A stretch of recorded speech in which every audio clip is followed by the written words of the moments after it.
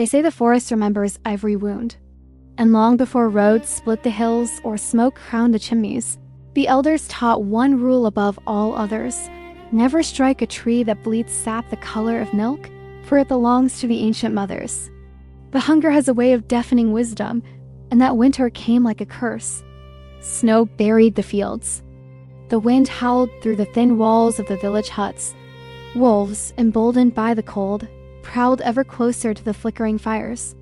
A poor woodcutter, his hands cracked and his breath ghosting in the frozen air, watched his hearth grow colder each night. His daughter, Elswyth, pale and quiet, would wrap herself in a thin woolen shawl and smile bravely, pretending she wasn't shivering. But he saw the truth in her hollow cheeks. Desperation is a sharp and terrible tool.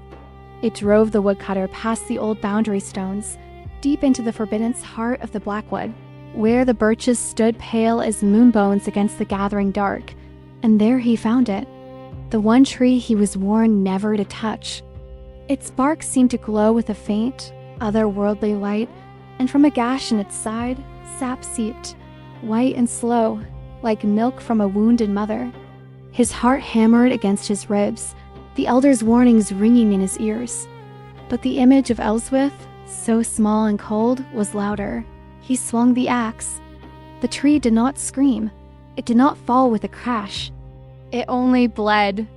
That night, as the woodcutter placed the strange, pale logs upon the fire, an unsettling chill filled the cottage. The flames that licked the wood burned with a cold, eerie light, casting dancing shadows that seemed to mock the very idea of warmth. Suddenly, Elswyth gasped. Her cry pierced the small room like the shattering of ice. The woodcutter spun around, his blood running cold. He watched in horror as his daughter's flaxen hair darkened, thickened, and began to writhe. It twisted into living coils of glistening black. Vipers, their bodies glossy as wet earth, bloomed from her scalp. Their eyes, hundreds of them, opened and glowed with the same dying embers as the forbidden birchwood burning in the hearth. The woodcutter fell to his knees, his mind screaming. He had brought a curse upon his own child. Yet, as the days turned into weeks, a strange pattern emerged. The snakes did not strike. They were not creatures of malice. When Elswyth, still clumsy with her new form, stumbled near the hearth, a serpent would curl gently around her ankle to steady her. When a harmless ant crossed her path, a snake would nudge her foot aside, diverting her step. One day, a neighbor, helping to clear a fallen tree, raised his axe high. Instantly, the ground trembled with a low, powerful hiss that seemed to rattle the very marrow in his bones. He dropped the axe and fled. The truth, terrible and profound, began to dawn on the woodcutter. These were not monsters, they were guardians. The forest had not cursed Elswyth. It had claimed her, it had armed her. A chilling fear, born of guilt, took root in the woodcutter's soul. He became obsessed with the whispers of the ancient mothers, the tales of how they always demanded balance. He convinced himself that Elswyth was no longer human, that she now belonged entirely to the woods. And if he stayed, the forest would surely take him in her place, a life for a life. So he did the unthinkable. He led his daughter deep into the Blackwood, past thorns that tore at their clothes and seemed to tear up memory itself. There, in a secluded clearing, he built her a small hut of woven willow and moss.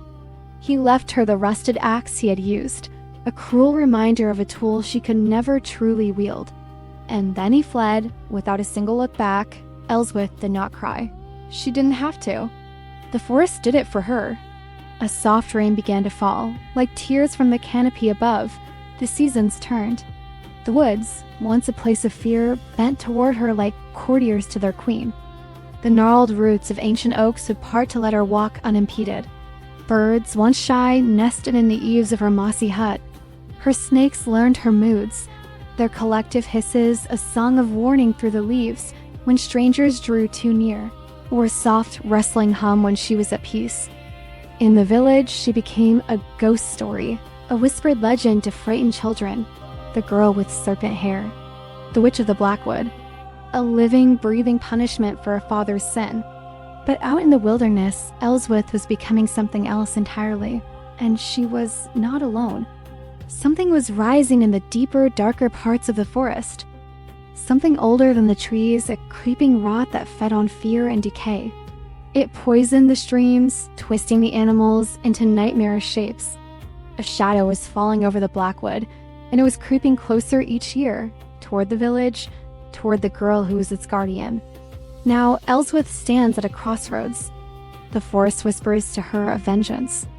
It shows her visions of roots pulling down the homes of those who cast her out, of vines choking the fields of the people who called her a monster. She could let the woods reclaim what was stolen, and no one could stop her.